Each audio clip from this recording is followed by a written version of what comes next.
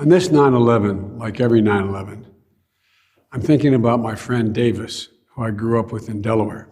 On this day 20 years ago, he and his family had just passed the first year without their youngest of three sons, Teddy, who died in a boating accident at age 15.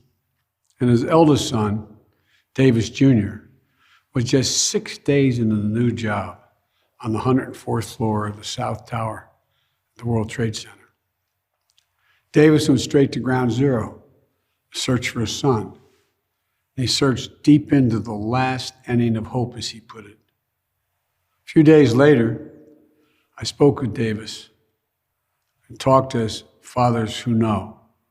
I was on my way to speak to the students at the University of Delaware about what to make of the new world we were in. He told me to tell people, quote, "Don't be afraid." He said, "Tell them, don't be afraid." The absolute courage it took after two unimaginable losses is extraordinary. Yet the most ordinary of American things, to know life can be unfair and uncertain, a cruel twist of accident or deliberate act of evil.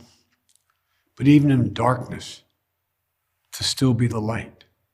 To the families of the 2,977 people from more than 90 nations killed on September 11th, 2001 in New York City, Arlington, Virginia, and Shanksville, Pennsylvania, and the 1,000 more who were injured. America and the world commemorate you and your loved ones, the pieces of your soul. We honor all those who risked and gave their lives in the minutes, hours, months, and years afterwards. The firefighters, police officers, EMTs and construction workers, and doctors and nurses, faith leaders, service members, veterans, and all of the everyday people who gave their all to rescue, recover, and rebuild. But it's so hard, whether it's the first year or the 20th. Children have grown up without parents, and parents have suffered without children. Husbands and wives have had to find ways forward without their partners in their life with them. Brothers and sisters, uncles and aunts, loved ones and friends have had to celebrate birthdays and milestones with a hole in their heart. No matter how much time has passed, these commemorations bring everything painfully back, as if you just got the news a few seconds ago. And so on this day, Jill and I hold you close in our hearts and send you our love. There are people around the world that you'll never know who are suffering through their own losses, who see you, your courage. Your courage gives them courage that they too can get up and keep going. And we hope that 20 years later, the memory of your beloved brings a smile to your lips, even while still bringing a tear to your eye.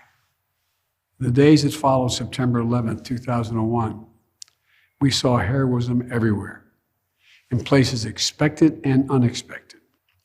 We also saw something all too rare, a true sense of national unity.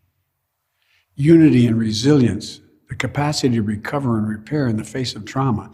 Unity and service, the 9/11 generation stepping up to serve and protect in the face of terror, to get those terrorists who were responsible, to show everyone seeking to do harm to America that we will hunt you down and we will make you pay. That will never stop, today, tomorrow, ever, from protecting America. Yet we also witness the darker forces of human nature. Fear and anger, resentment and violence against Muslim Americans, true and faithful followers of a peaceful religion. We saw national unity bend. We learned that unity is the one thing that must never break. Unity is what makes us who we are, America at its best. To me, that's the central lesson of September 11th. It's that at our most vulnerable, in the push and pull of all that makes us human, in the battle for the soul of America, unity is our greatest strength. Unity doesn't mean we have to believe the same thing, but we must have a fundamental respect and faith in each other and in this nation. We are unique in the history of the world because we're the only nation based on an idea An idea that everyone is created equal and should be treated equally throughout their lives. That is the task before us, to once again lead not just by the example of our power, but by the power of our example. And I know we can, for I know hope is not simply an expectation. Hope is a conviction.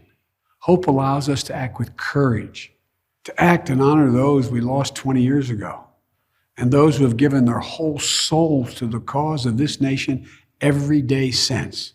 To act and build a future, not a reactionary one or one based on fear, but a future of promise, strength, and grace, worthy of their dreams and sacrifice.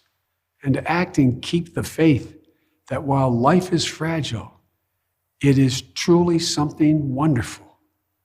We find strength in its broken places, as Hemingway wrote. We find light in the darkness. We find purpose to repair, renew, and rebuild. And as my friend told me that September 20 years ago, we must not be afraid. May God bless you all. May God bless the lives lost from September 11th, 2001, and their loved ones that were left behind. And may God protect our troops.